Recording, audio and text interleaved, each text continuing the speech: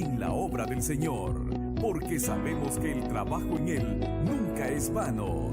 Desde las instalaciones de la Iglesia Central de Santidad, a continuación, Tiempo de Santidad.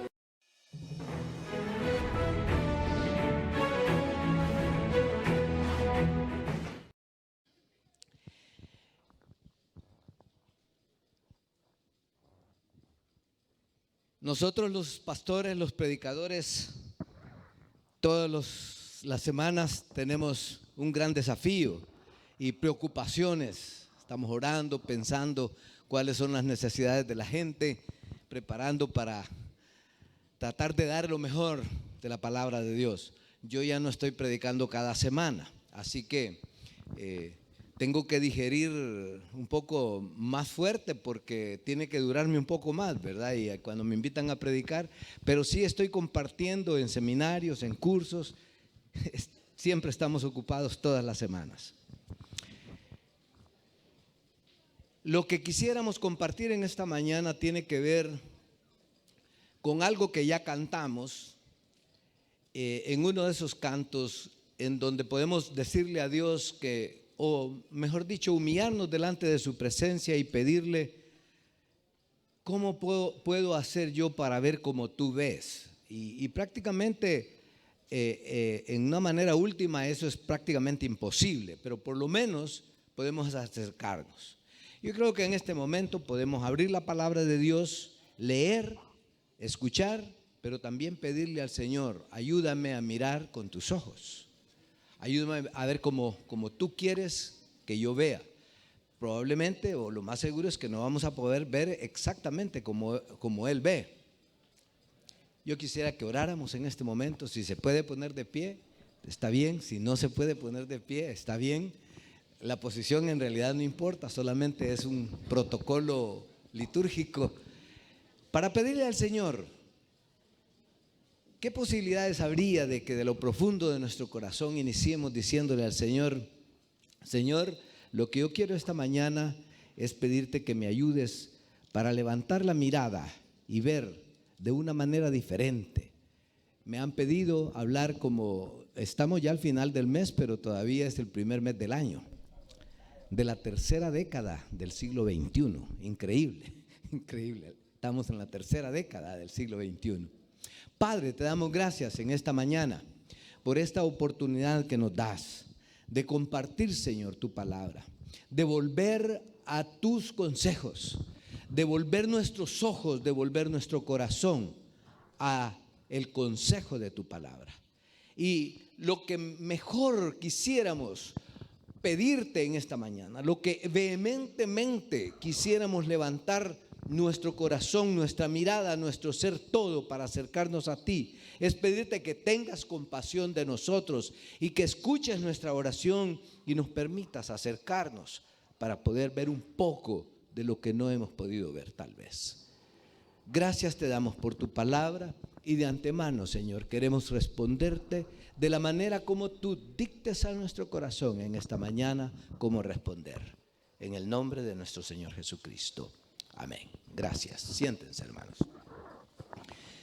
Yo sé que me están ayudando por ahí y les voy a pedir que por favor, bueno, yo no sé cómo sale esto con la transmisión, pero de todas maneras yo quiero hablar acerca de la visión 2020, ¿verdad? Es que cabe cabal con este año, porque no sé si ustedes saben, ¿verdad? Los que han ido, porque necesitamos ya, no solo los de edad, necesitamos un par de anteojos, a veces los necesitamos nuevos, pero aún los niños, algunas veces, los jóvenes también necesitan un par de lentes.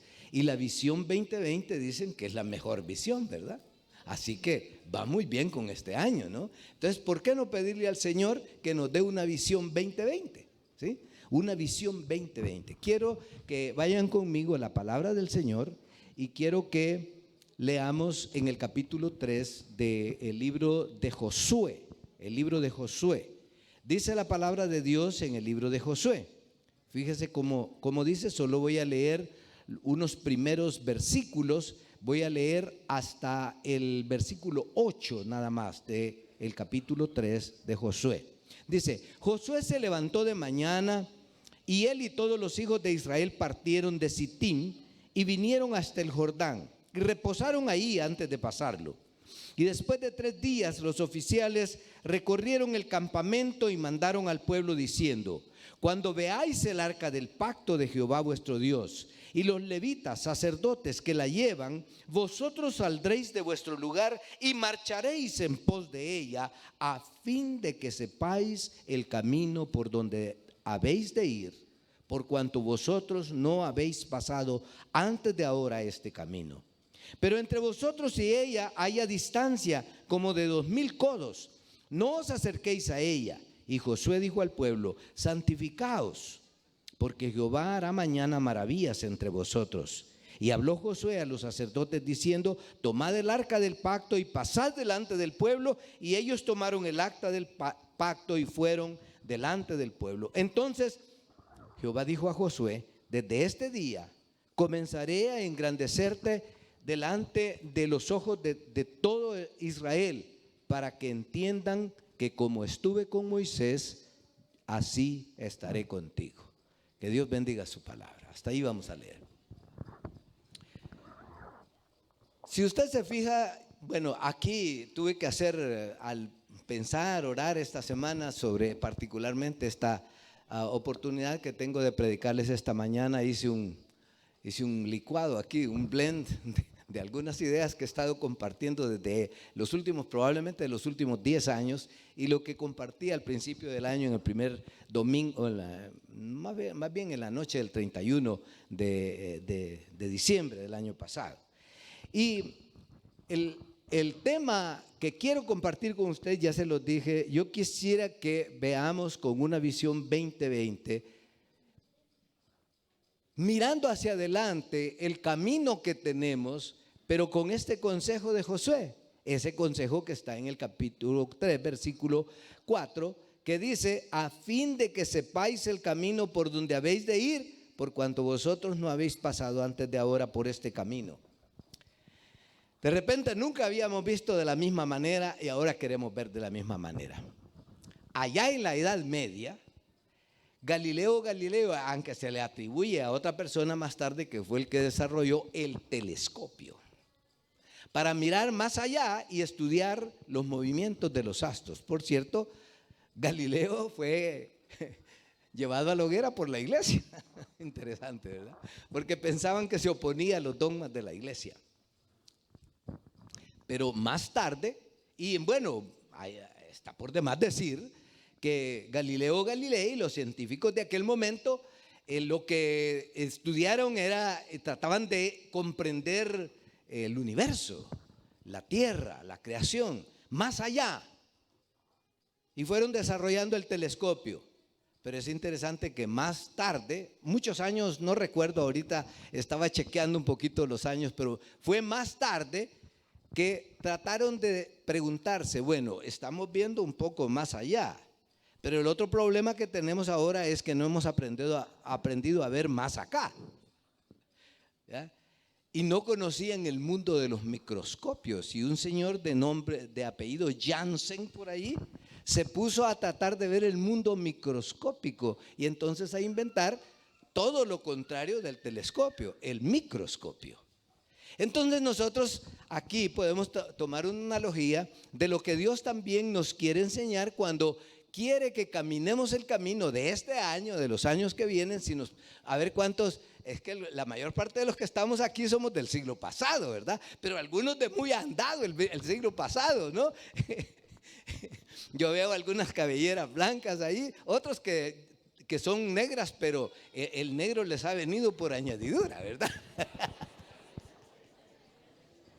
Pero somos del siglo pasado. Entonces, ¿cuántos años o cuántas décadas nos va a permitir Dios ver las cosas que Él quiere que veamos andando por este camino? Bien, voy a compartir entonces unos pensamientos para ver en la palabra de Dios qué es lo que nos está diciendo. En primer lugar, en los versículos del 1 al 4, los primeros que ya leí, dice que el pueblo de Israel estaba guiado por el capitán Josué, después de que Moisés había muerto. Y que entonces Josué, al tomar esta responsabilidad de guiar el pueblo, naturalmente iba a guiarlo con una nueva visión. Ya no era la misma tarea, ya no eran las mismas dificultades, ya no eran la misma problemática del pueblo que había cruzado 40 años en el desierto. Ahora había que confrontar una nueva realidad que había que ver. Los que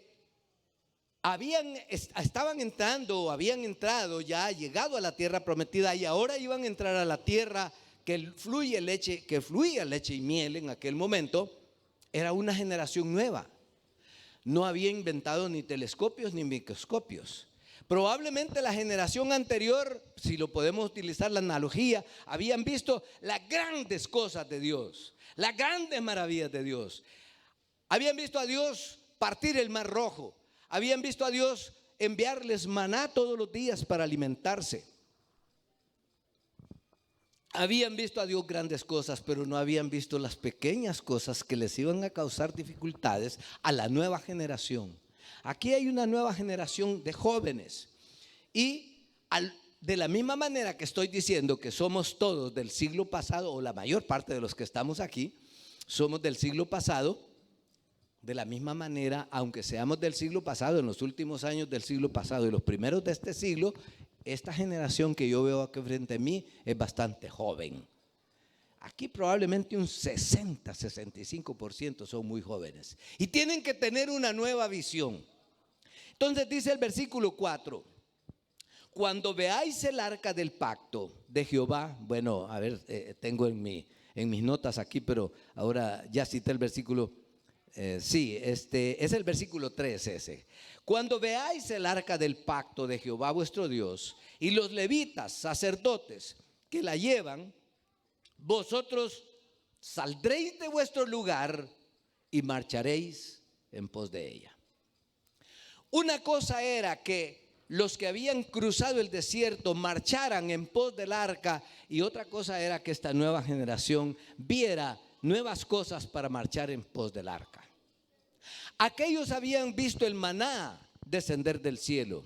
Aquellos habían visto cómo Dios milagrosamente les había provisto zapatos y ropa, de tal manera que la ropa y los zapatos no habían envejecido. Aquellos habían visto otras cosas. Ahora estos tienen que probar nuevas cosas. Ahora tienen que luchar. Y si usted lee ahí en los últimos capítulos del libro de Números y en los primeros capítulos del libro de Josué, encontramos pues que ahora tienen que luchar. Allá no habían peleado, habían esperado del cielo. Ahora hay que ver hacia abajo. Ahora hay que ver enemigos. Ahora hay que aprender a esgrimir armas. Ahora hay que aprender a cultivar la tierra. Y aunque la tierra fluye leche y miel, va a demandar una nueva tecnología, una nueva visión, una nueva expectativa de la tierra misma. Pero hay que marchar en pos del arca, porque Él es el que nos va a mostrar el camino. Si pensamos que ya sabemos suficiente, si pensamos que ya hemos conocido lo suficiente para manejar nuestra vida, para manejar nuestras empresas, para manejar la iglesia, necesitamos todavía entonces abrir nuestros ojos para ver cómo podemos marchar en pos del arca. Dios tiene que ir delante, y no tiene que ser solamente un protocolo litúrgico, el decir primero Dios, en el nombre de Dios, en el nombre de Jesucristo. No, tiene que ser algo más que eso. ¿Qué era lo que tenían que ver? Yo quiero llevarles ahora así rápidamente, porque los mensajes ahora quiero hacerlos algo cortos, como de 35 minutos, a ver si lo logro, ¿verdad? Mi meta.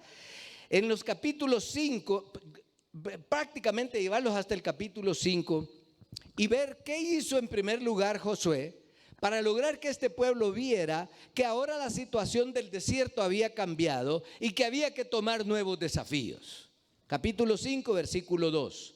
Hazte cuchillos afilados y vuelve a circuncidar la segunda vez a los hijos de Israel. No era que iba a circuncidarlos otra vez a los que ya habían sido circuncidados. El problema es que había una generación que no habían sido circuncidados, y era una segunda celebración. Capítulo 5, versículo 3. Y Josué se hizo cuchillos afilados y circuncidó a los hijos de Israel en el escollo de Aralot, de los prepucios. Los desafíos que Dios nos va a presentar y que está presentando a una nueva generación. Nosotros, ¿verdad, hermano Chabelo? Allá lo veo muy, muy atento. Ya estamos para entregar la batana. Pero queremos entregársela bien. Hey, chiquillos, jovencitos, jovencitas. De repente lo que viene, ¿qué simboliza esto? Ustedes pueden imaginarse, bueno, aquí sí hay jóvenes, muy jóvenes, pero casi no hay niños por ahí, los niños están por allá, ¿verdad? La operación de la circuncisión es una operación dolorosa. Y no era para cobardes. Y ahora estaban adultos. Por eso la circuncisión tenía que hacerse a 8 días de nacido, para que no doliera tanto. Generación nueva, nos va a doler. Los desafíos que vienen nos van a doler. Para prepararnos y seguir el arca y poder ver como Dios quiere que veamos, de repente tenemos que prepararnos para el dolor. Una de las cosas que normalmente no hacemos los seres humanos y no nos gusta es prepararnos para el dolor. La circuncisión era dolorosa. Pero no solamente eso, sino que dice en el versículo 10 del capítulo 5, y los hijos de Israel acamparon en Gilgal y celebraron la Pascua. No estoy leyendo todos los versículos, pero lo que le dijo enseguida era no solamente que volviera a circuncidar al pueblo, porque habían venido unos allí que era la nueva generación, los que era la generación que había pasado el desierto, ya habían muerto, habían sido circuncidados, y por cierto que muchos de ellos no eran creyentes, sino que eran incrédulos, y muchos de ellos rebeldes. Pero ahora quiere el Señor decirnos, esta generación quiero que obedezcan al Señor y tienen que comenzar por circuncidarse y celebrar la Pascua. Se preparó. Entonces nosotros, para enfrentar los desafíos, para poder ver qué es lo que Dios quiere que veamos en el siglo XXI, que ya estamos adentrados en la tercera década, entonces Él quiere que hagamos estas cosas. Que le celebremos a Dios, sí. Que recordemos. Es que hay dos filosofías y a veces algunos equivocadas acerca del recuerdo de las cosas pasadas. La Biblia también dice que no nos entretengamos en las cosas pasadas, pero en las cosas que eran malas, en las cosas pecaminosas, en las cosas que nos trajeron rebelión delante de Dios, en las cosas que nos trajeron desgracia y las cosas que nos apartaron de Dios. Pero las cosas buenas hay que recordarlas, hay que celebrarlas. La Pascua era una celebración de recordatorio. Lea los Salmos 105, 106, 107. Recordaban cómo el Señor los había sacado milagrosamente de la tierra de Egipto, cosa dificilísima en aquel tiempo, igual que hoy, como que Dios nos saque en esta Honduras de la famosa pobreza que todavía nos tiene sumidos. Difícil, pero Dios lo puede hacer. Prepararse. ¿Qué es lo que Dios quiere que veamos? Prepárese. ¿Está preparado usted, hermano? La iglesia está preparada. ¿Sabe usted? Bueno, ya lo voy a decir con más énfasis más adelante. ¿Se ha fijado que aquí en Honduras viene un sufrimiento más o menos cada 20, 25 años? Yo no vengo aquí a profetizarles, no soy de ese tipo de que vengo a decir predicciones. No. Pero estamos preparados para una hecatombe, para un hambre. Ojo, Dios quiere que veamos eso. Puede ser con dolor. Pero ¿sabe cómo más? Preparó al pueblo Dios a través de Josué. Capítulo 4, versículo 3. Tomad de aquí, de en medio del Jordán, del lugar donde están firmes los pies de los sacerdotes, 12 piedras, las cuales pasaréis con vosotros, y levantadlas en el lugar donde habéis de pasar la noche. Y levantaron un monumento de piedras. Dios nos está llamando a levantar monumentos. En ese momento, cuando Josué mandó a estos hombres a levantar piedras a la orilla del río, de en medio del río, como fuera, y erigir un monumento, de repente parecía locura. Miren, yo quiero decir que a veces hermanos que han estado en esta iglesia, en nuestras iglesias, en todas las iglesias del país, de repente los hermanos más connotados son los hermanos que se atreven a hacer locuras. Esa es una locura lo que está haciendo. Póngale atención a las locuras. Y a veces los que están más cerca piensan que lo que está pasando, porque es duro, es una locura. Cuando Jesús iba camino a Jerusalén, les dijo a sus discípulos: he aquí que voy hacia Jerusalén y el Hijo del Hombre es entregado en manos de pecadores. Y lo escarnecerán y lo abofetarán. Y Pedro se le paró enfrente. Hey, Señor, ¿cómo es posible que eso suceda? No lo entendía. No miraba con los ojos de Cristo. A veces los más cercanos pueden ser los que no están mirando lo que Dios quiere que miremos. Hay que levantar un monumento. Yo no sé qué va a significar en esta época, en esta década que estamos comenzando, levantar un monumento. Tal vez sea el canal, ¿verdad?, de televisión. Tal vez sean otros medios de comunicación y alguien va a decir como lo han dicho. Esa es una locura. De repente tenemos que hacer cosas, descubrir ministerios y misiones que no los habíamos visto. Y voy a hablar de algunas cosas aquí más adelante. Entonces tenemos que aceptar los desafíos que tenemos por delante.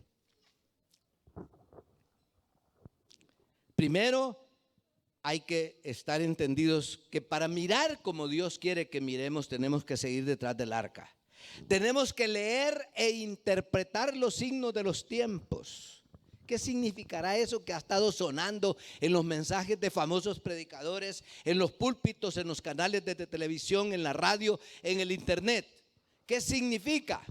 Significa interpretar qué es lo que Dios quiere que nosotros como cristianos, como iglesia, hagamos en esta generación que está desvaneciéndose en el pecado, en la abundancia de la corrupción, y tenemos que hacer cosas más significativas en asuntos que no habíamos pensado que era la misión, y ser relevantes ante el momento.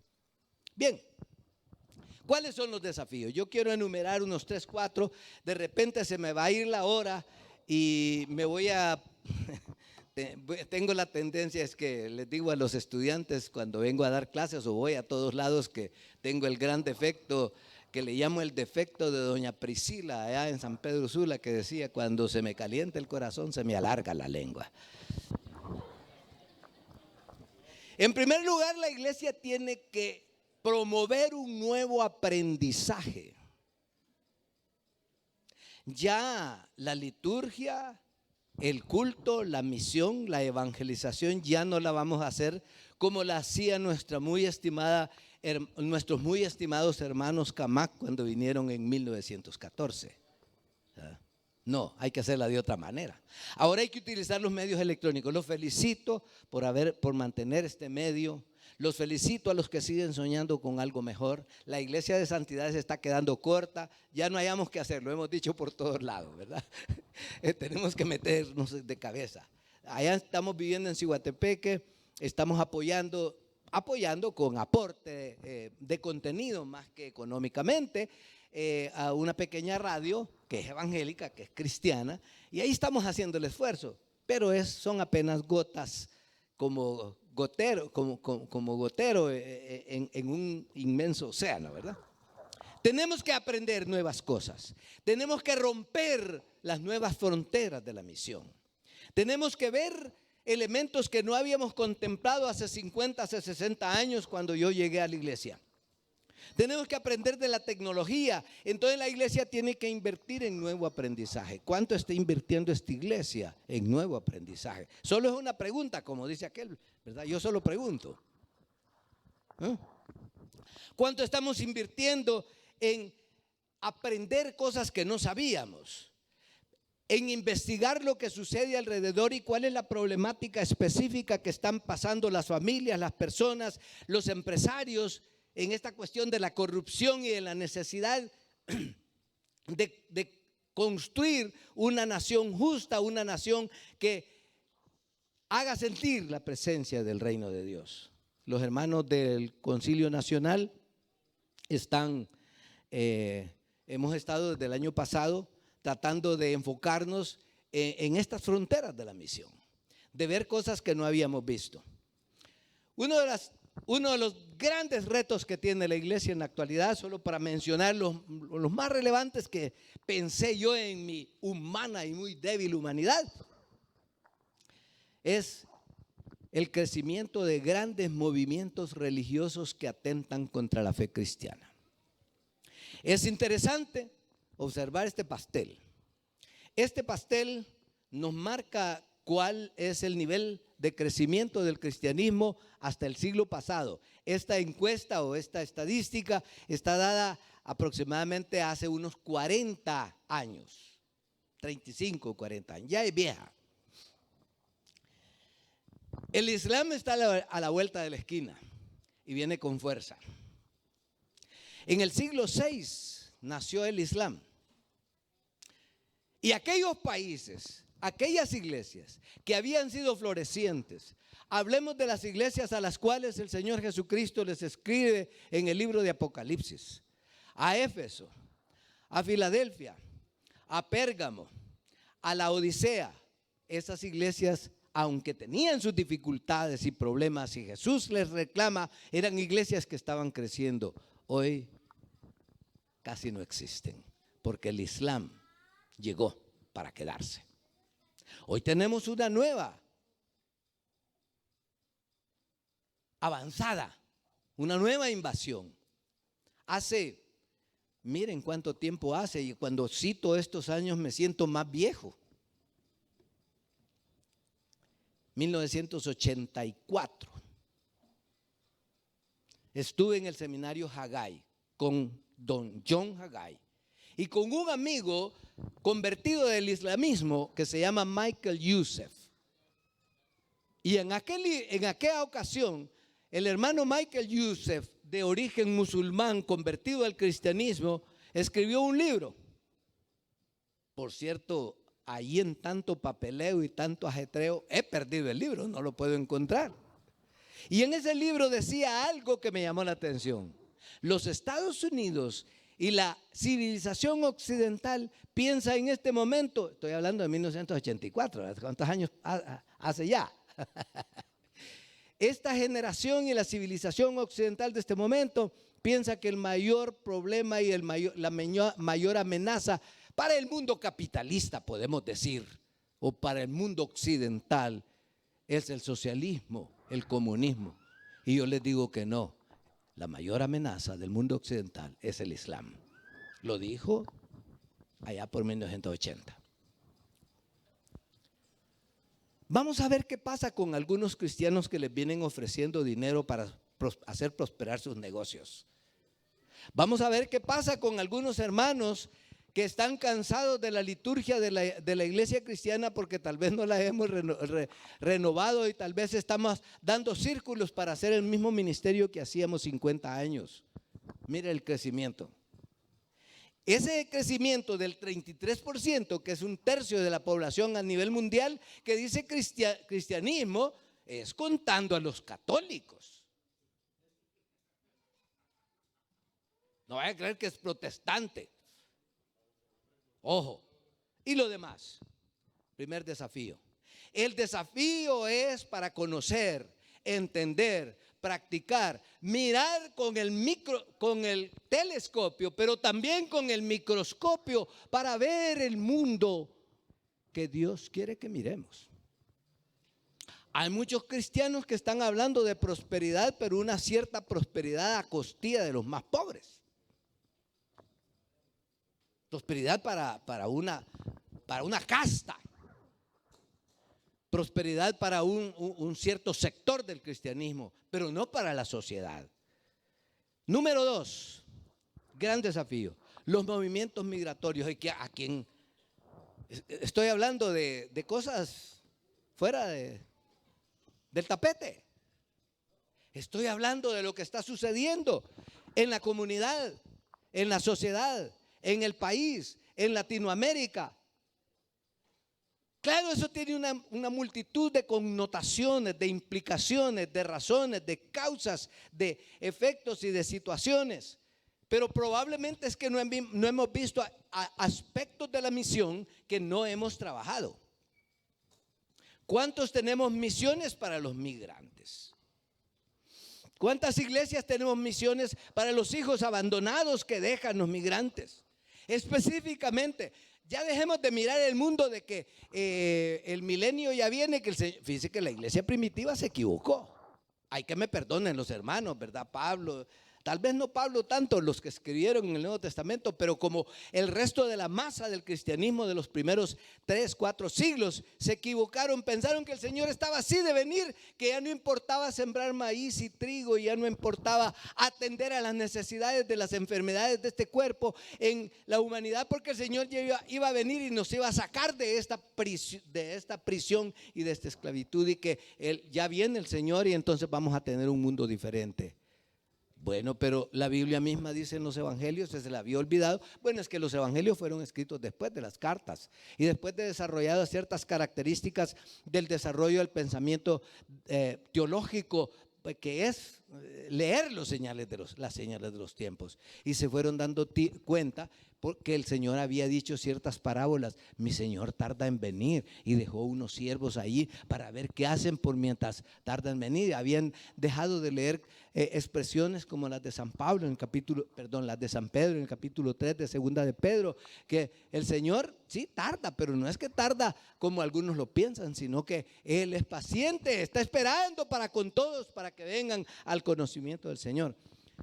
Estamos haciendo lo que deberíamos hacer. Hemos considerado la problemática de la migración que tenemos en la actualidad como un tema telescópico o microscópico para mirar, atender esa necesidad humana que está hacia abajo, no hasta hacia el milenio, porque ese que venga, y gracias a Dios que venga, y que venga la tierra nueva y el cielo nuevo. Pero lo que tenemos ahorita es migración, hijos abandonados, esposas abandonadas, esposos abandonados, abuelos criando a hijos que no les corresponde y teniendo una generación en franco deterioro. Tenemos que trabajar hacia abajo.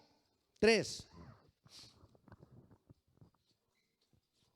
narcotráfico, los negocios. ¿A quién escapa hoy? Que hay la gran tentación. ¿Por qué aparecen los muertos ahí y dicen, ay, que ese muchacho era albañil, era vendedor de qué sé yo, era vendedor de charamuscas en el mercado, vendedor de plátanos en el mercado de mayoreo? Era bueno. Alguien lo metió a un negocio oscuro y de repente eso no se quiere decir, por el problema de que la falta de equidad, de la falta de justicia. Nosotros los evangélicos no hemos sido tan buenos en esto. Pero eso no tenemos que ir a pelear allá a las calles, solamente allá a andar con don Mel Zelaya y con los que... No, tenemos que hacer eso a nivel de hormiga. ¿Cómo somos de justos en nuestras casas con el pago de salarios? ¿Cómo somos de justos en nuestro negocio? ¿Cómo somos de justos con la balanza? Está en la palabra de Dios. ¿Cómo somos de honestos en lo que hacemos? ¿Cómo creamos negocios que incentivan el arte, que incentivan la producción? Imagínense que es más barato importar de los Estados Unidos, ¿verdad? Y eso crea un vacío que utilizan negocios ilícitos para meterlos en un solo costal y hablar de otros elementos. Número 4, desafíos. Cataclismos. Dios no lo quiera, yo no estoy profetizando aquí que mañana va a haber un terremoto, lo que sea, pero va a venir. Porque la naturaleza así es. Ya pasamos más de 20 años desde el Mitch. Habían pasado un poquito más de 20 desde el Fifi. ¿Estamos preparados? ¿Miramos cómo Dios mira?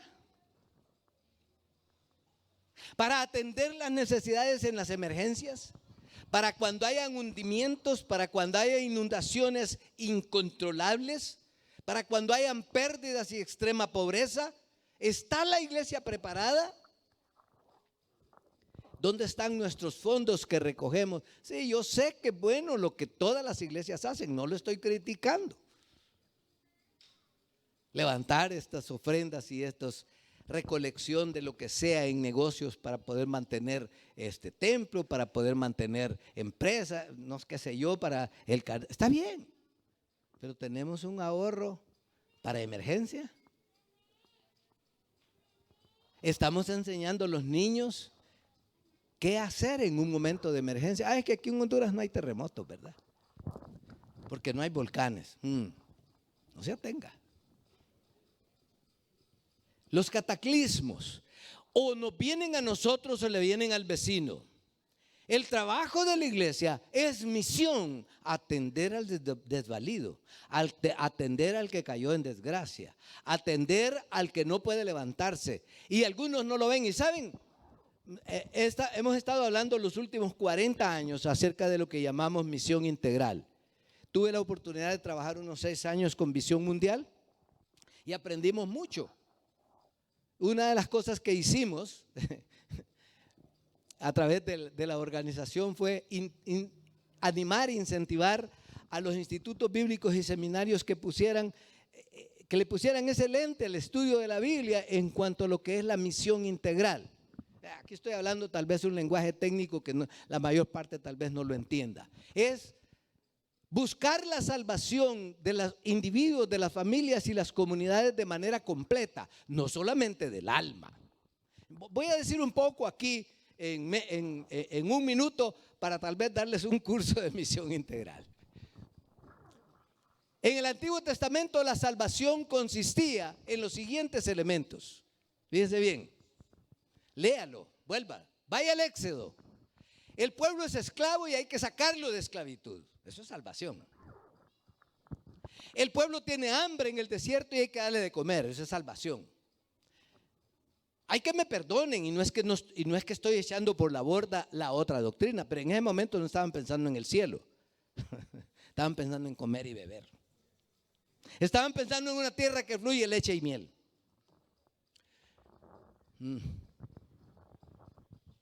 Llegan a las fronteras de la tierra prometida y ya dije, hay que pelear. ¿Para qué iban a pelear? ¿Para qué iban a entrar en guerra? Para poseer la tierra y cultivar. Y dice los profetas como Isaías, Amós y los demás profetas, especialmente los del siglo VIII en el Antiguo Testamento. Dice, va a venir un tiempo y la promesa de la salvación que reciben es: ustedes van a poder cultivar sus viñas y comer de ellas. Ustedes van a poder criar sus ovejas y sus vacas y van a poder comer de ellas. Ustedes van a poder construir su casa y nadie se las va a venir a arrebatar. Eso es salvación. No solamente la salvación del alma, de librarme de las llamas del infierno. Es bíblico. Allí estoy hablando muy breve y tendría que revisar toda esa parte. ¿Qué dice San Pablo?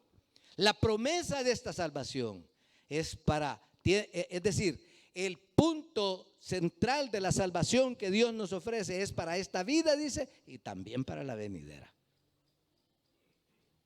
Es decir, no hay una salvación si en realidad no tengo que comer mañana, y cuando llego a tener el momento de no tener para qué comer para mañana, no tengo un hermano que no venga y solamente ore y me diga: vaya, ándate, caliéntate y el Señor te va a proveer, pero teniendo yo no le proveo. Es parte del ministerio. ¿Y sabe qué dicen algunos evangélicos? Dice, eso no salva. Porque la salvación no es por obras. Lo que no estamos interesados en salvar es nuestra alma del infierno, entonces, pero no ver con los ojos de Dios. ¿Y sabe qué más me dicen? Es que eso lo hacen los católicos, porque los católicos creen en ganar la salvación a través de las buenas obras. Otra teoría que mucho se ha desgastado y se ha perdido entre los evangélicos del siglo pasado y de este siglo. Hay mucha tela que cortar aquí.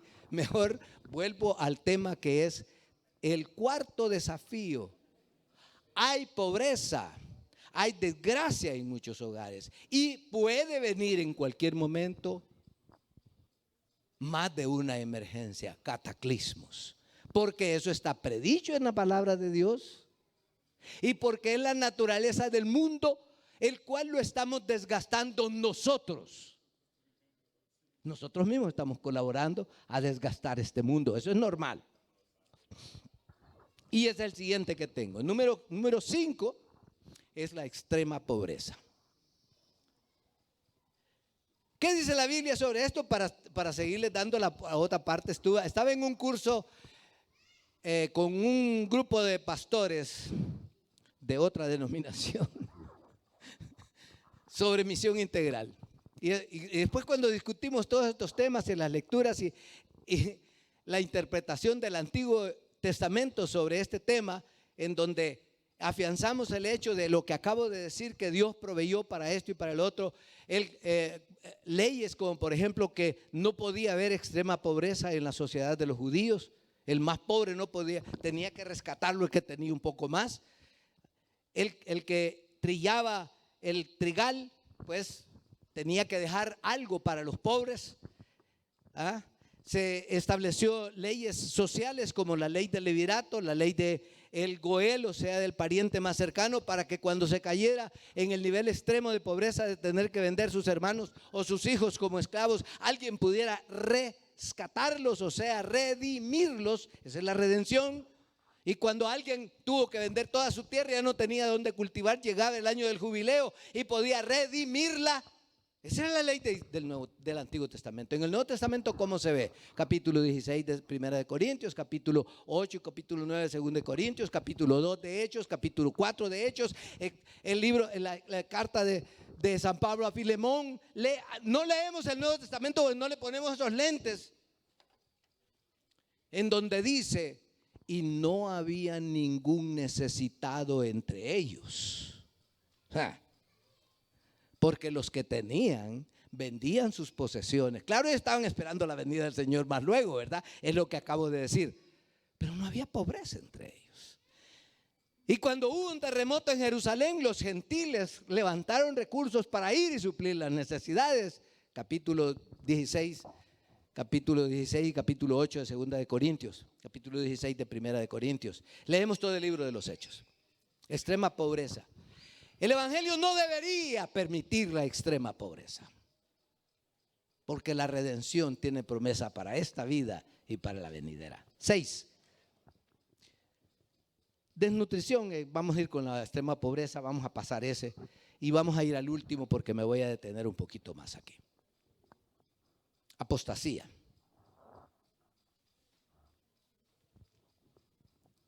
La iglesia está cayendo en semejantes aberraciones de no leer y mal interpretar la Biblia de una manera asombrosa. Se están enseñando cosas, y cuando yo oigo a algunos predicadores en la televisión, en la radio, ¿de dónde sacará eso?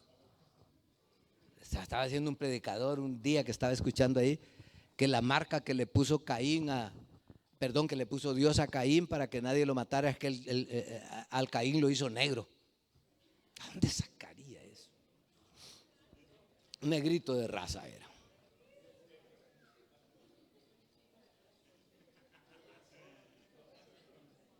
Y unos bárbaros, y algunos de los gringuitos tienen mucha culpa, ¿verdad? Esos teólogos que tienen una escatología bastante especulativísima, no exegética, sino muchas. Un hermano dijo el otro día en el libro de Apocalipsis, yo me callo porque soy amigo de él, ¿verdad? No le digo nada, no le comento porque vamos a entrar en conflicto de interpretación. Que Babilonia es Babilonia, y porque usted sabe que Babilonia hoy es Irak. Entonces hay una connotación geopolítica que no la acepto. La Biblia tiene un mensaje claro, pero hay partes.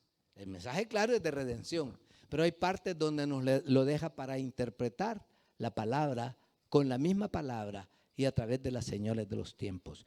Pero está sucediendo apostasía. Apostasía tal, profecías que mandan a gente a hacer cosas claramente contrarias, aberraciones contrarias a las Sagradas Escrituras. Como que el hombre, una profecía, un sueño que le dijo que dejara a la mujer porque esa mujer no le ayuda y que por allá porque así le dijo la profecía. Eso es del diablo. Yo no sé decir esas palabras, pero lo dice la Biblia. Aberraciones. Manipulación de líderes religiosos,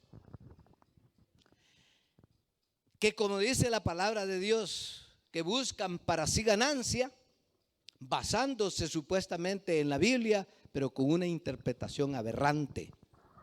Prácticas litúrgicas que rayan en la brujería. En este país estamos abusando de la famosa profecía. Y muchas cosas contrarias a la Biblia y al Evangelio y a los principios del reino de Dios se están haciendo en nombre de la profecía y no estamos viendo con los ojos para abajo con nuestro microscopio para ver las necesidades que hay en medio de la gente. Que Dios nos ayude a levantar nuestros ojos y que podamos, cuando cantemos esos cantos, ¿cuál fue que cantamos ahorita? Abre mis ojos o algo así. Y hay otro que dice, el canto que dice, Señor, yo quiero mirar con tus ojos, yo quiero sentir con tu corazón. Cuando volvamos a cantar, no quiero hacer más largo esto y por eso no me pongo a cantarlo, para que los muchachos del equipo de alabanza nos acompañen en eso, pero porque a mí me gusta más pensar. Claro, me encanta cantar. Por cierto, ustedes saben que soy medio cantante, ¿verdad? Yo les digo por allá que soy músico frustrado. Cuando era niño mi mamá me aceptaba mis locuras y le dije que yo quiero tocar guitarra y por lo tanto como no tengo dinero para comprar una guitarra me voy a hacer una guitarra. Y mi mamá muy condescendiente, con lo cual le agradezco toda la vida. Me dio el dinero para que comprara la madera, comprar todo, y me fui a San Pedro Sula, vivíamos allá por una aldea. Y me puse a hacer una guitarra y la hice. Y sonaba. Era mentirosa, ¿verdad? Los que saben de música. ¿Ah? Los que saben de música, el diapasón, ¿no? Era mentirosa, no daba, ¿verdad? En algunos trastes, pero yo hice una guitarra. Sí me gusta cantar, pero me gusta meditar. Hay una hermana allá en Tegucigalpa que siempre la recuerdo y un día predicando lo mencioné y pues me salió algo bonito, por cierto, de la mención. La hermana Zoilita de Jaén, Zoila Cortés, fuimos compañeros en el bíblico. Y siempre que cantábamos, después de que cantábamos, como los hermanos que dirigieron la alabanza aquí, decía ella, ¿se fijó en lo que dijo? ¿Se fijó en lo que dice ese canto? Porque a veces cantamos sin entendimiento, porque nos gusta la melodía, porque el bajo le hace bonito, vamos eso, o porque el batería nos gusta el ritmo, ¿verdad? Pero meditar en el mensaje, como ese, que me ayudes a ver con tus ojos y a sentir con tu corazón. Yo creo que es una oración propia de este momento. No creo que apunté uno más que se me fue, lo voy a mencionar, que es el gran desafío que tenemos con el ambiente. En los años, décadas, últimas décadas que hemos vivido, nos hemos dado cuenta que la naturaleza, como dicen por allí, ya se acuñó esta expresión, la naturaleza nos está pasando factura. Y no nos damos cuenta y no nos cae el 20 todavía. Yo miraba el año pasado, en el verano, antes de que pasara lo mayor crítico del año pasado, en Tegucigalpa particularmente, en las ciudades grandes, aquí no, ¿verdad? Que la gente andaba con baldes ahí buscando un poquito de agua. ¿Y sabe qué? Me preguntaba y se lo voy a preguntar a ustedes como un desafío misionero. Como un desafío misionero. Si de esa misma manera, ¿cómo corría esa gente con un balde corriendo para buscar para buscar el agua? Corriendo para llenar ese balde, corriendo, y a veces con dos y otro cumbo por aquí abrazado y con 2 baldes de agua, y corriendo y sudando para jalar ese poquito de agua. Si así corriéramos cuando hay un incendio para ir a apagar el fuego, ¿no sería mejor? Piénselo. Mire qué lindos muebles tenemos aquí. Me encanta la caoba. Y disfruto. Pero yo estoy en el plan de ya no seguir consumiendo ese tipo de madera. Porque es un atentado contra la naturaleza. Más que todo, el otro día estuve en San Pedro con un hermano que me dijo, yo estoy cosechando caoba, pero me dijo, yo tengo 4 manzanas sembradas de caoba. Bueno, menos mal, está bien que la coseche, pero tiene que sembrar. ¿Cómo sería si todos sembráramos 5 arbolitos este año? Cuando viene el tiempo de lluvia. Mire esos cerros pelados, mire ese río, perdónenme, pero ese río ya casi es cloaca. No podemos hacer nada. Eso no es misión de Dios. ¿Saben qué dice la Biblia? No estoy versículo por versículo aquí, pero dice el libro de Apocalipsis que Dios también va a demandar y va a destruir a los que destruyen la tierra. Claro, ahí lo dice en medio de todas esas plagas que son estas que ya tenemos. Ya no las espere solamente para el tiempo de tribulación, la tribulación ya está aquí. ¿Qué va a pasar con sus nietos y sus bisnietos y sus tataranietos en 50 años? Leí un anuncio ahí en Tegucigalpa y gracias a Dios por los que están haciendo eso. Algunos están haciéndolo. ¿Sabe qué dice? ¿Sabe que para el 2050 va a haber más plástico en los mares que peces?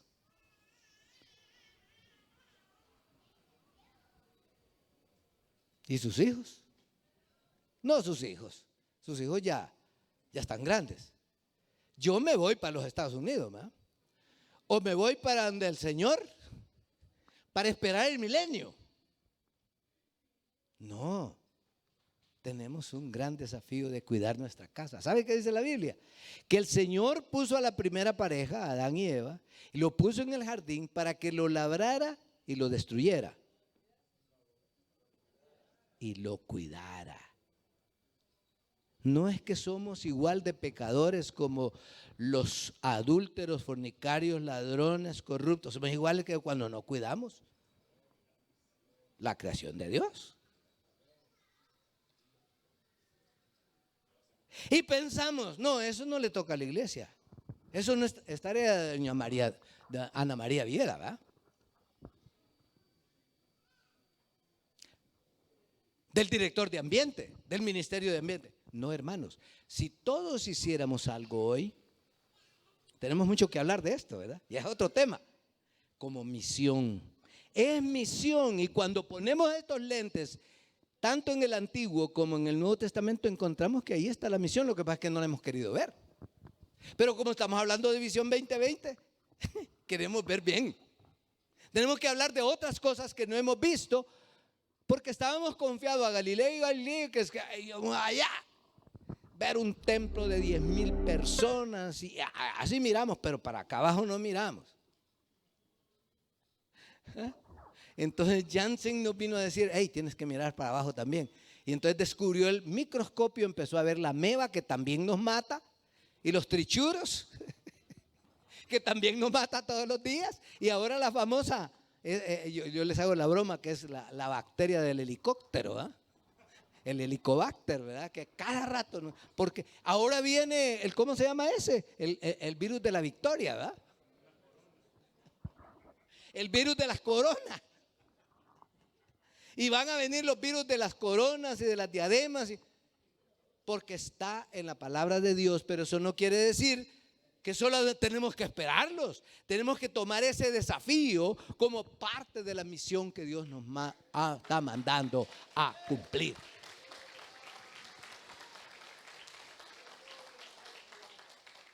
Termino aquí. Si es en las misiones transculturales, necesitamos invertir en aprender.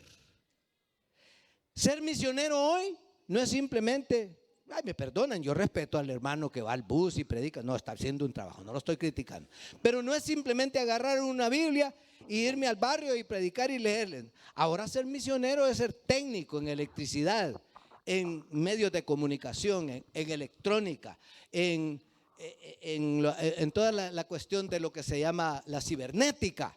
Hoy ser misionero implica conocer los lenguajes de los pueblos. Hay alrededor de 2,500 grupos étnicos en el mundo que no han recibido una porción de la Escritura. ¿Va a ir usted? Yo esperaría que esta visión 2020 saque de aquí hombres y mujeres, no solo que sostengan misioneros, que manden a alguien al barrio a predicar, que manden a alguien a la Mosquite a predicar, que está bien hacerlo. Pero de aquí, de esta juventud, debe salir misioneros técnicos, abogados, maestros, médicos, enfermeras, científicos. Porque si usted analiza, y eso es una cosa bella. Cuando yo llegué a la iglesia era pobre, pobre. Yo nací en la iglesia cuando me encontraron sentado en un banco de zapatería. Y nos costaba ganar 6 lempiras al día. Pero hoy los hijos de los creyentes son abogados, son médicos. Algunos sobresalen en el exterior. Gracias a Dios por eso. Utilicemos ese recurso que tenemos para poder cumplir la misión que Dios nos ha dado, porque tenemos un gran desafío. ¿Qué tal si oramos? Amén. Dele duro. Dicen ahora, dele aplauso duro al Señor, y si no, mejor no se lo dé. Dicen uno. ¿Qué tal si oramos? ¿Qué va a hacer usted? ¿Qué va a hacer usted? ¿Qué voy a hacer yo? Yo ya estoy metido al rollo. No podemos hacer todo. No podemos resolver todos los problemas. Yo aprendí un dicho de Bob Pierce, el fundador de Visión Mundial, que dice: que mi corazón se quebrante con las cosas que quebrantan el corazón de Dios. Pero también dijo: no porque no puedo resolver todos los problemas del mundo, voy a dejar de trabajar para por lo menos aliviar a algunos. Usted puede hacer lo mismo. Yo estoy metido con lo del ambiente de Cihuatepec, que ya tenemos conectado al de ambiente de la alcaldía. Vamos a hacer algo con jóvenes, hombres y mujeres de las iglesias. Podemos hacer algo para restaurar cuencas, para restaurar el bosque, para tener más madera, para tener más agua, para que las vacas no se mueran porque se nos olvida. Porque la vaca, ¿en cuánto? 6 meses ya está produciendo. Y el árbol en 15 años, ¿verdad? Estamos mirando al revés. Si no hay árboles, no hay agua. Si no hay agua, no hay comida. Si no hay comida, no hay vacas. Si no hay vacas, no comemos. ¿Ah? Tan simple como eso, así como lo que decía la hermana de lo de la santidad, tan sencillo. De repente tenemos que verlo. ¿Qué le parece si oramos? ¿Qué puedo hacer yo este año para hacer algo en la misión que Dios me está llamando a hacer? Va a ser una misión diferente probablemente. ¿Qué lo está llamando a hacer? ¿Usted es abogado? ¿Usted es maestro? ¿Usted es médico? ¿Usted es agrónomo? ¿Qué va a hacer? Dígale al Señor qué va a hacer. Concretamente, imagínense cómo sería si esta congregación solo siembra 5 árboles este año cuando empiece a llover. Ahorita no, porque van a secar. No, hasta que empiece a llover en mayo. ¿Y cómo sería si la mitad de la población hondureña, 4 millones, póngale, sembramos 5 árboles? ¿Cómo sería el país? El calor menguara. Me dijo el hermano que me llevó a ver los sembradíos de caoba que tiene allá. Métase debajo de la caoba, puro aire acondicionado. Oramos. Dígale al Señor: ayúdame a mirar con tus ojos. Ayúdame a sentir con tu corazón. Ayúdame a ver las oportunidades de misión. Padre, te damos gracias por esta oportunidad que nos das de ver desafíos, de ver retos, de ver situaciones que de repente no habíamos visto. Levanta, Señor, nuestros ojos para ver el infinito, pero también para ver hacia aquí, hacia lo cercano, al que está en mucha pobreza, al que está en desacierto, al que está en desconsolación por causa de su familia migrante, por causa del abandono de los padres, por causa de la extrema pobreza, por causa de alguna desgracia en la vida, por causa de alguna enfermedad. Ayúdame a ver más allá para que yo pueda entender y saber discernir las señales de los tiempos. Estas son las señales de los tiempos. Oro, Señor, que de aquí salgan hombres y mujeres misioneros, misioneros a misiones interculturales, misioneros a hacer la misión integral para ayudar al más desvalido, misioneros que vean como misión también el gran desafío que tenemos en el medio ambiente, y para que hagamos, aunque sea un granito de arena, Señor, no mañana, no la otra década, sino este año por lo menos, Señor, que nos ayudes a ver, y al ser desafiados podamos poner en nuestro programa, en nuestra agenda, algo allí que es mucho más allá de lo que habíamos visto anteriormente, porque tal vez no lo habíamos considerado misión, porque tal vez no lo habíamos considerado espiritual, porque no lo habíamos considerado como parte importante y de relevancia para el cristianismo y para la iglesia. Oramos que abras nuestros ojos, Señor, a la luz de tu palabra, en el nombre de nuestro Señor Jesucristo. Que Dios nos ayude, que Dios nos bendiga. Yo no sé, yo supongo que alguien va a cerrar